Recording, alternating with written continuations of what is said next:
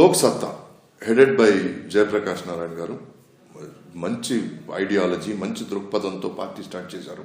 వాళ్ళు అన్ని మంచి పనులు చేస్తున్నారు, చూస్తూనే ఉన్నాను.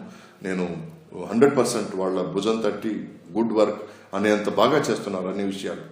బట్ నా డౌట్ ఒకటే, they are few in numbers తక్కువ ఉన్నాయి. అండ్ ప్లస్ అది ఎలిటిస్ట్ పార్టీ ఏమో, అంటే చదువుకున్న వాళ్ళు మాత్రం ఉన్న పార్టీ ఏమో అన్న ఒక ఫీలింగ్ మిగతా పార్టీల్లో కూడా ఉంది.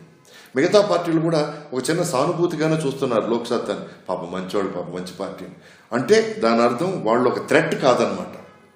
మిగతా పార్టీకి థ్రెట్ అయినప్పుడే చెడు మాట్లాడతారు, థ్రెట్ కానంత వరకు పాపం ఏదో కష్టపడుతున్నారు అన్న ఒక సానుభూతి ఉంటుంది.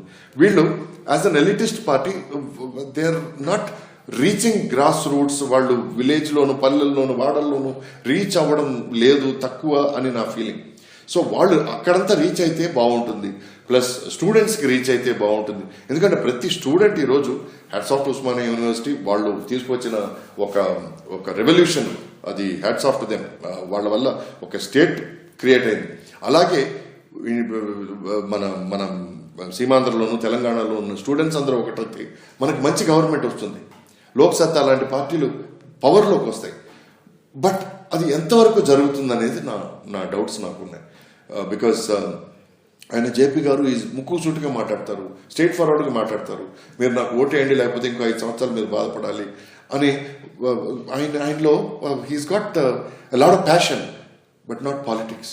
He might be a good statesmen, but జనాన్ని కొంచెం అట్రాక్ట్ చేయడం, అది కొంచెం లో క్లాస్ జనం, లోకల్ జనం, పల్లె జనం, ఇట్లా రకరకాల పీపుల్ ఉన్నారండి. వాళ్ళందరినీ అట్రాక్ట్ చేయడం కొంచెం ఎక్కడో ప్రాబ్లం జరుగుతుందని నా feeling. If they correct it will be fantastic.